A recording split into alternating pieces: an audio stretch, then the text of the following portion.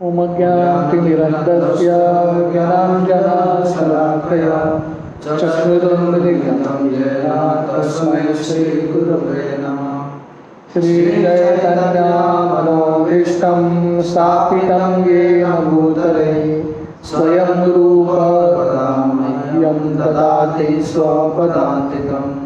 वन्देऽहं श्रीगुरुं श्रीयुतापदकमलं श्रीगुरुन् वैष्णवांश्च श्रीरूपं साग्रजातां सहगना रघुनाथान्वितं तं सजीवं साद्वैतं सावधूतं परिजनसहितं कृष्णचैतन्यदेवं श्रीराधा कृष्णपादान् सहगना ललिता श्रीविशाखान्वितंश्च नमो विष्णुपादाय कृष्णप्रेष्ठाय भूतले श्रीमते भक्तिवेदान्तस्वामिति नामिने। नमस्ते सरस्वती देवे गौरवाणी प्रचारिणे निर्विशेष शून्यवादी पाश्चात्यदेशतारिणे वञ्चाकल्पतरुभ्यश्च कृपा सिन्धुरेव च पतितानां पावनेभ्यो वैष्णवेभ्यो नमो नमः। जय श्री कृष्ण चैतन्य प्रभु नित्यानंद श्री अद्वैत गदाधर श्रीवासादि गौर भक्तवृंद। हरे कृष्णा कृष्णा कृष्णा हरे हरे हरे राम राम राम हरे हरे। हरे कृष्णा। तो हम दूसरा स्कंद का दूसरा अध्याय शुरू कर रहे हैं। इसका शीर्षक है the Lord in the heart, हृदय में भगवान का उपस्थिति। टेक्स्ट 1। श्री शुक उवाच एवं पुरा धारयानात्मयोनि नष्टां स्मृतिं प्रत्यवारुध्य तुष्टात् यथा ससृजेतम् अमोघ दृष्टि यथाप्यात् प्राग् विवसाय बुद्धि। Translation. Shri Shukdev Goswami said, formerly, prior to the manifestation of the cosmos, Lord Brahma, by meditating on the Virat Rupa, regained his lost consciousness by appeasing the Lord. Thus, he was able to rebuild the creation as it was before. तो हमने देखा कि पिछले अध्याय का शीर्षक है the first step in God realization. तो हमने देखा कि पहले स्कंद के अंत में परीक्षित ने पूछा था सुखदेव गोस्वामी को, हर एक व्यक्ति को अंत समय पे किस पे ध्यान करना चाहिए। तो सुखदेव गोस्वामी ने शुरुआत में ही बता दिया के ऊपर ध्यान करना चाहिए, भगवान का नाम का उच्चारण करना चाहिए। और बाकी को जो अध्याय है सुखदेव गोस्वामी ने विराट रूप के बारे में समझाया है, क्योंकि काफ़ी सारे लोग रहेंगे जो भगवान के रूप पे डायरेक्टली ध्यान नहीं कर सकते, उनका विश्वास उतना नहीं है, वो अपने अभी भी आंखों पे विश्वास करते हैं, इसलिए आंखों से उनको ये दुनिया दिखता है। तो ये दुनिया में विराट रूप देखना, कैसे दुनिया के अलग अलग चीज़ों को भगवान का अंग करके देखना। हमने देखा कि अलग अलग लोक, जो 14 लोक हैं, भगवान के अलग अलग अंग हैं। जो पेड़ है, नदियाँ हैं, जो पहाड़ है, वो सब भगवान विराट रूप के अलग अलग अंग हैं। तो उन्होंने वो ध्यान सिखाया विराट रूप का। तो वो कंटिन्यूएशन करते हुए सुखदेव गोस्वामी यहाँ पे बता रहे हैं, ब्रह्मा जी भी जब वो सृष्टि के अंत में क्या होता है कि जब ब्रह्मा का रात आता है, ब्रह्मा जी सो जाते हैं, अगला दिन सुबह उठ के वापस उनको सृष्टि करना रहता है, क्योंकि ब्रह्मा जी के रात में पूरा प्रलय हो जाता है। तो सुबह उठ के फिर से सृष्टि करना है। इमेजिन करो ब्रह्मा का काम कितना कष्ट है, रोज़ सुबह उठ के फिर से क्रिएट करो। इमेजिन करो आपने बहुत बड़ा बिल्डिंग बांधा है, रात को सो गए, बिल्डिंग समाप्त, सुबह उठ के फिर से कंस्ट्रक्शन। तो रोज़ सुबह जब उठते हैं ब्रह्मा जी तो कभी कभी भूल जाते हैं, विस्मृति होता है उनका, कैसा किया है उन्होंने पहले दिन उनको याद नहीं है। तो यहाँ पे ब्रह्मा जी विराट रूप का ध्यान करते हैं और उनका जो स्मृति जो नष्ट हुआ है वापस आ जाता है और फिर से सृष्टि का निर्माण करते हैं। तो यहाँ पे सुखदेव गोस्वामी प्रूफ दे रहे हैं कि ब्रह्मा जी ने भी विराट रूप का स्मरण किया था। Purport the example cited here in of Shri Brahma ji is one of forgetfulness. तो यहाँ पे ब्रह्मा जी का उदाहरण है कि कैसे ब्रह्मा भी विस्मृत, उनका भी स्मृति नष्ट हो जाता है। भगवान गीता के 4वें अध्याय में अर्जुन को बताते हैं कि बहुत सारे अवतार मैंने भी लिया है और बहुत सारा जन्म तुमने भी लिया है, पर तुम में और मुझ में फ़र्क क्या है? भगवान अर्जुन को बोलते हैं मैं हर एक चीज़ का याद रखता हूँ, मुझे स्मृति है, मेरा स्मृति नष्ट नहीं होता, वह जो बद्ध जीव है उसका स्मृति चला जाता है। तो इसलिए ब्रह्मा जी का भी उदाहरण है कि ब्रह्मा जी जैसे महान व्यक्ति भी वो भी विस्मृति में आ जाते हैं, वो भी भूल जाते हैं और फिर से भगवान को प्रार्थना करना पड़ता है और भगवान स्मृति देते हैं। जैसे भगवान गीता में बताते हैं मत्त स्मृतिर ज्ञानम अपोहनम च। तो भगवान बोलते हैं मैं सबके हृदय में बैठा हूँ परमात्मा के रूप में, और भगवान स्मृति देते हैं और विस्मृति भूलने का भी क्षमता भगवान ही देते हैं, है कि नहीं? हमको लगता है स्मृति हमारे हाथ में है, नहीं, जब तक भगवान का अनुमति नहीं है, हमने बहुत कुछ पाठ किया होगा पर भगवान ने अनुमति नहीं दिया तो उसका याद नहीं आएगा, स्मृति नहीं आएगा। और हमने शायद उसका पाठ नहीं किया होगा पर भगवान ने स्मृति दे दिया तो क्लियरली दिखता है। तो अल्टीमेटली भगवान ये कंट्रोल कर रहे हैं।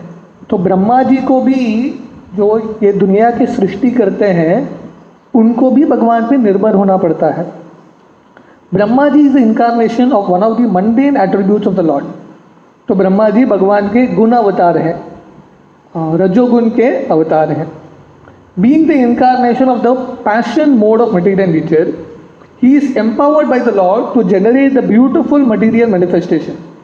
तो क्योंकि ब्रह्मा जी का रजोगुण के प्रभावित हैं, कुछ भी चीज़ निर्माण करने के लिए रजोगुण चाहिए, है कि नहीं? कंस्ट्रक्शन करना है, कुछ भी नया चीज़ करने के लिए रजोगुण चाहिए, मेंटेन करने के लिए सत्वगुण चाहिए, और संहार करने के लिए, डिस्ट्रक्शन के लिए तमोगुण चाहिए। तो ब्रह्मा जी रजोगुण से ये पूरे भौतिक दुनिया का निर्माण करते हैं। Yet due to his being one of the numerous living entities, he is apt to forget the art of his creative energy. तो हालांकि ब्रह्मा जी ने पहला दिन सोने से पहले पूरे सृष्टि का निर्माण किया, जब सो जाते हैं और अगले दिन उठते हैं फिर से भूल जाते हैं, पूरा ज्ञान भूल जाते हैं कैसे सृष्टि किया उन्होंने, कुछ भी याद नहीं है, ब्लैंक। जैसे कभी कभी होता है ना मोबाइल में फॉर्मेटिंग, तो रोज़ सुबह ब्रह्मा जी रात का भगवान ब्रह्मा जी के माइंड को फॉर्मेट कर देते हैं, तो फिर से भगवान से प्रार्थना करके फिर से ब्रह्मा जी का स्मृति आता है।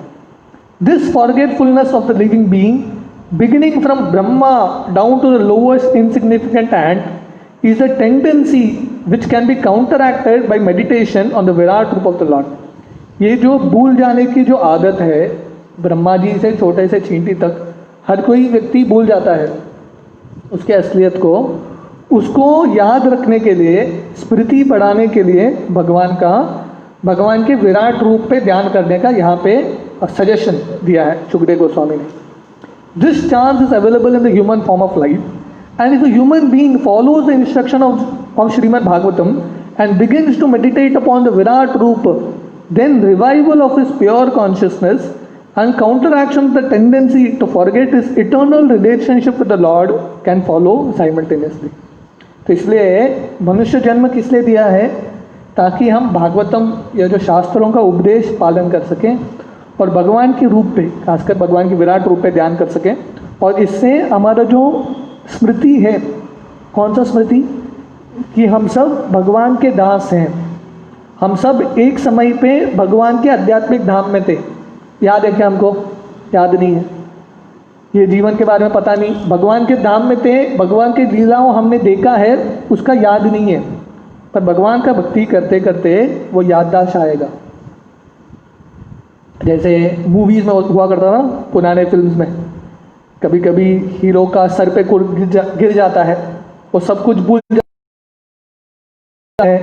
जाता है और बाद में वही जगह पे लेके जाते हैं जहाँ पे उसने बचपन बिताया है, तो धीरे धीरे उसका याददाश्त वापस आता है। तो वैसे ही हम सब भूल गए हैं कि हम भगवान के दास हैं, तो भक्ति का कार्य करके वापस हमारा स्मृति आएगा। And as soon as this forgetfulness is removed, the Vyavasaya Buddhi as mentioned here in Bhagavad Gita 2.41 follows at once. तो यहाँ पे वर्णन आता है यथाप्यात प्राग व्यवसाय बुद्धि। व्यवसाय बुद्धि मतलब वन पॉइंटेड फोकस, पूरे क्षमता के साथ हम भगवान की सेवा कर सकते हैं। वो कब होगा? जब हम भक्ति करेंगे, धीरे धीरे हमारा जो स्मृति है याद आएगा कि हम भगवान के दास हैं, उसके बाद हम व्यवसाय बुद्धि के साथ काम कर सकते हैं। जैसे भगवान गीता में बोलते हैं व्यवसायत्मिका बुद्धि एक है कुरुनंदना, तो वो वन पॉइंटेड फोकस के साथ हम काम कर सकते हैं। This ascertained knowledge of the living being leads to the loving service of the Lord which the living being requires। तो ऐसे ज्ञान से, बुद्धि का मतलब ज्ञान, तो जब हम भगवान का स्मृति करते हैं तो भगवान ज्ञान देते हैं। ददामि बुद्धि योगम तम येन माम उपयान्ति थे। भगवान भगवद गीता के 10वें अध्याय में बोलते हैं जो लोग मेरा अनन्य भक्ति करते हैं मैं उनको हृदय से प्रेरणा और ज्ञान देता हूँ। ज्ञान दीपेन भास्वतः, भगवान जो ये ज्ञान का दीप है वो हमारे हृदय में जलाते हैं और हम फिर से भगवान की भक्ति में अग्रसर होके करते हैं। अभी हम भक्ति कर रहे हैं पर हमारा भक्ति पूरे निष्ठा के साथ नहीं है, क्योंकि हमारा स्मृति वापस आया नहीं है। अभी भी हमको ये विश्वास है कि हम ये शरीर है, पर जब हम भक्ति करते रहेंगे, जब हम शुद्ध बनेंगे, ओरिजिनल जब स्मृति आएगा, साक्षात्कार आएगा कि हम भगवान के दास हैं, तो वही भक्ति का कार्य करेंगे पर पूरे फोकस के साथ, पूरे निष्ठा के साथ। This ascertained knowledge of the living being leads to the loving service of the Lord which the living being requires. The kingdom of God is unlimited, therefore the number of assisting hands of the Lord is also unlimited. तो क्योंकि भगवान अनंत हैं और भगवान का दाम अनंत है, इसलिए भगवान के जो हाथ हैं, जो लोग भगवान को मदद करते हैं, जो जीव है, वो भी अनंत है। The Bhagavad Gita 13.14 asserts that the Lord has his hands, legs, eyes and mouths in every nook and corner of his creation। तो गीता के 13 अध्याय में भगवान बताते हैं कि मेरा जो हाथ है, पैर है, आंख है, मुंह है, सृष्टि के हर एक कोने में है। कहने का मतलब है कि भगवान अपना कार्य अलग अलग लोगों के माध्यम से, अलग अलग शक्ति के माध्यम से कर सकते हैं। This means that the expansions of different parts and parcels called the jivas or living beings are assisting hands of the Lord, and all of them are meant for rendering a particular pattern of the service of the Lord। तो जब भगवान गीता में बताते हैं कि मेरा जो हाथ है सब जगह है, उसका मतलब है भगवान बताना चाहते हैं कि हर एक जो जीव है उनका कर्तव्य क्या है? भगवान का सेवा करना। तो इसीलिए जब हम हमारे क्षमता के अनुसार, हमारे योग्यता और भगवान ने जो कला दिया है उसके अनुसार जब हम भगवान का कार्य करेंगे तो हम भी भगवान का एक हाथ बनेंगे दूसरों को मदद करने के लिए। The condition soul even in the position of Brahma forgets this by the influence of illusory material energy generated out of false egoism। तो ब्रह्मा तक जो जीव है भूल जाते हैं, क्या भूल जाते हैं? कि हम भगवान के दास हैं। अहंकार के वजह से, मिथ्या अहंकार की वजह से हमको लगता है कि हम स्वामी हैं, हम शरीर हैं, हम मन हैं, पर हम ओरिजिनल जो हमारा स्वरूप है, जो ओरिजिनल आइडेंटिटी है, वो भूल जाते हैं। हम भूल जाते हैं कि हम भगवान के दास हैं। तो जैसे अज्ञान को, एक अहंकार क्या है? अज्ञान है। जैसे विंटर के समय, अभी सर्दी का मौसम है, जब कोहरा पड़ता है सामने क्या है? दिखता नहीं है। तो वैसे अज्ञान का कोहरा है, अहंकार का कोहरा है, इसलिए हम असलियत देख नहीं पाते। सामने ही है फिर भी हम देख नहीं पाते। इसलिए जब सूरज निकलेगा और जब कोहरा निकल जाएगा तब हम असलियत को देख पाएंगे। तो ऐसे ही हम भक्ति का सूर्य, भगवान का हरिनाम, भगवान का सेवा, भगवान का कथा वो हमारे हृदय पर प्रकाशित करते रहेंगे तो हृदय का कोहरा निकलेगा और हम सही ज्ञान में आएंगे। One can counteract such false egoism by invoking God consciousness. तो ये जो अहंकार से दूर होने का सोल्यूशन क्या है? सोल्यूशन है कृष्ण भावनामृत होना, गॉड कॉन्शियसनेस। भगवान श्रील प्रभुपाद बोलते हैं, बैक टू गॉडेड मैगजीन के कवर पे है, Godhead is light, where there is Godhead there is no nescience. तो ये जो माया है अंधकार है और कृष्ण सूर्य की तरह है। जहाँ पे कृष्ण का सूर्य है वहाँ पे माया नहीं है। Liberation means getting out of the slumber of forgetfulness and become situated in the real loving service of the Lord as exemplified in the case of Brahma। तो मुक्ति का मतलब क्या है? मुक्ति का मतलब है हमारे अज्ञान से उठना। हम सब सो रहे हैं, अज्ञान में माया की गोद पे हम सो रहे हैं।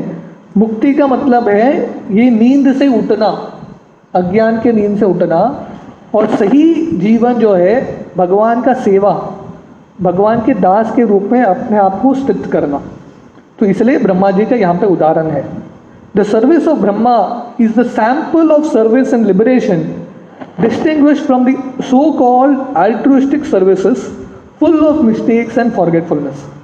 तो यहाँ पे सुखदेव गोस्वामी ब्रह्मा जी का उदाहरण दे रहे हैं कि ब्रह्मा जी भी अपना जो स्मृति जो खो चुके हैं वो वापस लाते हैं, और जब वापस आता है स्मृति भगवान की सेवा व्यवसायत्मिका बुद्धि से करते हैं। और स्मृति कैसा आता है? क्योंकि वो भगवान पे ध्यान करते हैं। Liberation is never in action but service without human mistakes. तो मुक्ति का मतलब क्या है?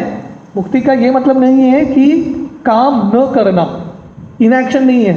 मुक्ति का मतलब है सेवा करना बिना टूटी के और हमारे मूल स्वरूप को जानते हुए।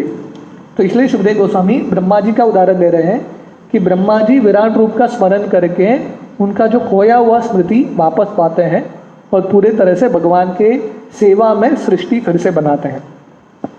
टेक्स्ट 2। शब्दस्य हि ब्रह्मण एष पंथ यन्नाम बीजायति धीर अपार्ते परिब्रह्मणस्तत्र न विन्दते रतान् मया मये वाष्णया शयानः। Translation: The way of presentation of the Vedic sounds is so bewildering that it directs the intelligence of the people to meaningless things like the heavenly kingdoms. The conditioned souls hover in the dreams of such heavenly illusory pleasures, but actually they do not relish any tangible happiness in such places. तो सुखदेव गोस्वामी परीक्षित को बता रहे हैं कि हाँ, हमको वेद के जो शब्द हैं वो सुनना है, पर हमको सावधान रहना है क्योंकि वेद में अलग अलग मार्ग दिए हैं। कर्म कांड का मार्ग है, ज्ञान कांड का मार्ग है और भक्ति का भी मार्ग है। तो अगर कोई सावधान नहीं रहेगा तो वेद पढ़ के वो क्या सोचेगा? वेद का लक्ष्य है स्वर्ग में जाना, इंद्र की पूजा करेगा और स्वर्ग की प्राप्ति करने का कोशिश करेगा। तो बहुत सारे लोग जो कर्मकांड करते हैं, कर्मकांड क्यों करते हैं? ताकि उनके पाप नष्ट हो जाए और उनको पुण्य मिल जाए, ताकि उनको स्वर्ग की प्राप्ति हो। पर स्वर्ग क्यों जाना चाहते हैं? भगवान की भक्ति करने के लिए नहीं, वहाँ पे जाना चाहते हैं और भोग करने के लिए। तो इसलिए सुखदेव गोस्वामी परीक्षित को बता रहे हैं, आप वेद के वो भाग में फंस मत जाओ, क्योंकि आपके 7 ही दिन है। तो ये 7 दिन में आपको जो सबसे परम गति है उसकी प्राप्ति करनी है। तो यहाँ पे सुखदेव गोस्वामी बता रहे हैं, जो बद्ध जीव है जैसे सपना देखता है और सपने में अलग अलग आनंद प्राप्त करने का कोशिश करता है, वैसा स्वर्ग लोक भी एक सपने की तरह है। थोड़ा बड़ा सपना है पर वो सपना बीत जाएगा। हमने सपने में कितना भी आनंद किया है, पर सपने से उठने के बाद हाथ में कुछ आनंद रहता है क्या? सपने में आपने बहुत बड़ा एक महल पाया है, उठने के बाद वो महल कहाँ है? चला गया, सपने के साथ चला गया। तो ऐसे ही स्वर्ग लोक का भी जो आनंद है, भौतिक लोक का आनंद छोड़ दो, स्वर्ग लोक का भी जो आनंद है और भोग है वो एक सपने की तरह है, देखते ही देखते ही निकल जाएगा। इसलिए जो बुद्धिमान लोग हैं वो स्वर्ग लोक के आनंद की भी आकांक्षा नहीं रखते, पर भगवान की भक्ति करते हैं। Purport: The conditioned soul is always engaged in laying out plans for happiness within the material world, even up to the end of the universal limit. तो बद्ध जीव का मतलब है कि वो प्लान करता रहता है, किसके लिए? सुख के लिए प्लान बनाता रहता है, अलग अलग प्लान्स। मैं इस तरफ से सुखी रहूँगा, इस तरफ से सुखी रहूँगा, ये जीवन में भी प्लान बनाता है। और मरने के बाद भी उसका प्लान क्या है? मैं स्वर्ग में जाके वहाँ पे आनंद करूँगा। तो इसलिए लोग धर्म का कार्य करते हैं, धर्म अर्थ काम मोक्ष। लोग मोक्ष के पीछे तो लगे नहीं है, उनको ये दुनिया में अर्थ कमाना है, पैसे कमाना है, क्योंकि ये दुनिया में उनको भोग करने का सुविधा मिलेगा। और थोड़ा बहुत धर्म करते हैं, पूजा पाठ करते हैं। क्यों? क्योंकि ये दुनिया के बाद उनको स्वर्ग की प्राप्ति होगी और वहाँ पे जाके फिर से और भोग मिलेगा। तो ये दुनिया में या अगले दुनिया में सबका चिंतन भोग करने का ही रहता है। He is not even satisfied with the available amenities on this earth planet, where he has exploited the resources of nature to the best of his ability. तो मनुष्य का पागलपन है, अभी भी जैसे प्रभुपाद आगे लिखने वाले हैं, अभी सब लोग चंद्र पे जाना चाहता है। हमारा अमेरिका में एक बहुत बड़ा एक इंडस्ट्रियलिस्ट है इलॉन मस्क, तो उसका प्लान है लोगों को मैं चंद्र और मार्स लेके जाऊंगा और वहाँ पे घर बांधूंगा। क्यों? क्योंकि ये दुनिया को, ये धरती को लोगों ने इतना शोषण किया है, इतना शोषण कर दिया है, पूरे निचोड़ लिया है धरती के रस को भोग कर करके। तो अभी यहाँ पे कुछ नहीं है, यहाँ पे कष्ट मिल रहा है, लोगों को लगता है वहाँ पे जाऊँगा मार्स में। तो यहाँ के लोग ये वृत्ति लेके चंद्र पे जाएंगे, जा नहीं सकते। वहाँ पे जाएंगे तो वहाँ क्या करेंगे? वहाँ के एरिया को भी शोषण करके आएंगे। तो ये बद्ध जीव का मेंटालिटी है। तो धरती के जो सामग्री है उस पर खुश नहीं है, उसको भोग करने का प्रयास करता है, पूरे तरह से निचोड़ लेता है, पूरी तरह से एक्सप्लॉइट करता है। बाद में उसका आकांक्षा रहता है कि मैं चंद्र पे जाऊंगा।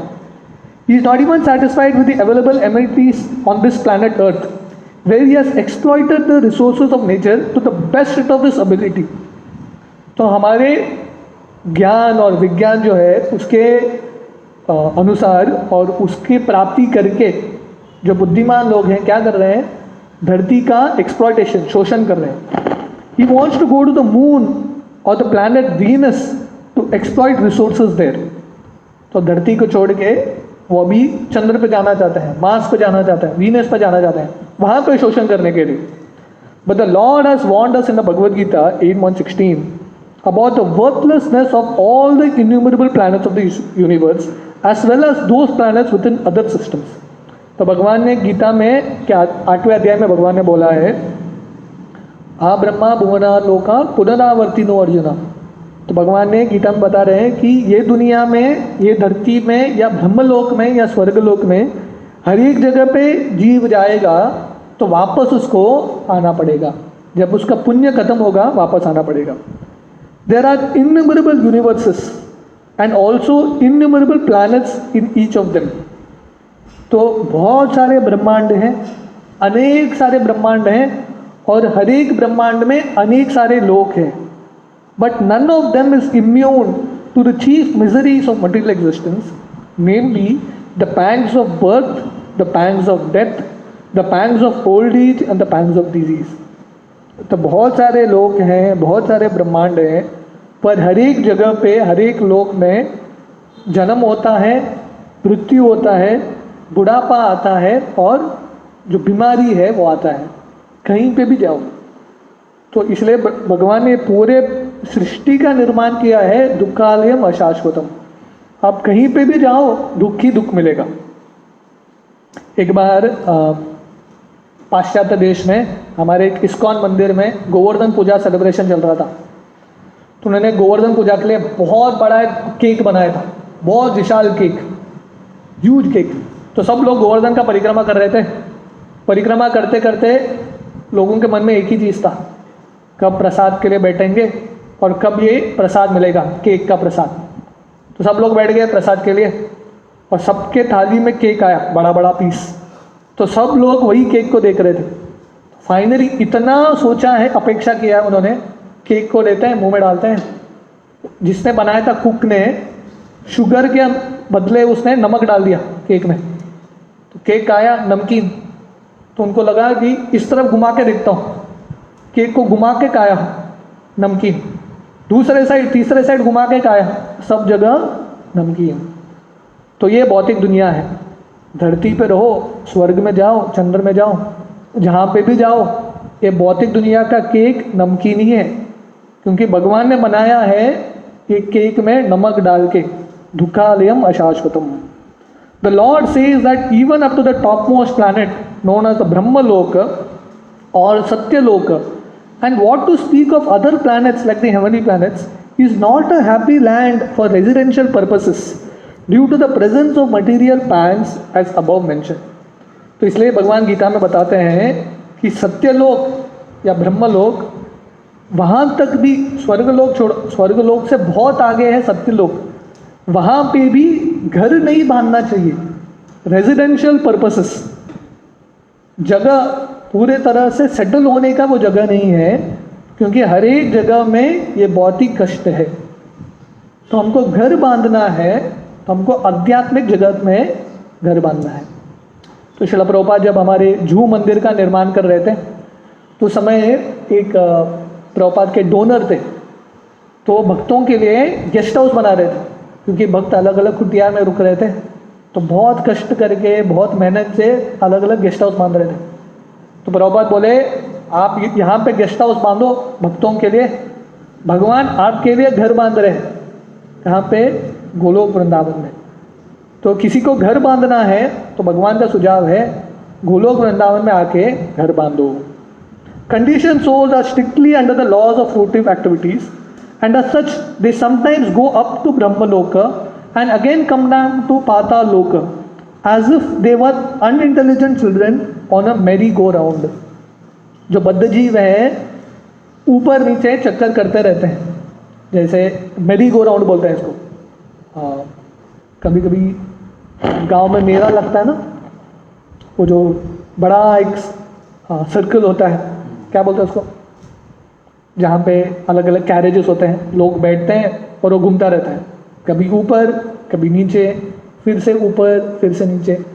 तो ऐसे बद्ध जीव क्या कर रहे हैं, कभी स्वर्ग लोग, कभी धरती, कभी पाताल लोक, कभी स्वर्ग लोक, तो अलग अलग जगह चेंज करके हम देख रहे हैं आनंद है क्या। तो ये भौतिक जीव का जिंदगी है। जैसे भगवान 15वें अध्याय में बोलते हैं ऊर्ध्व मूलम अधो शाकम, ये अश्वत्थ वृक्ष के बारे में बताते हैं।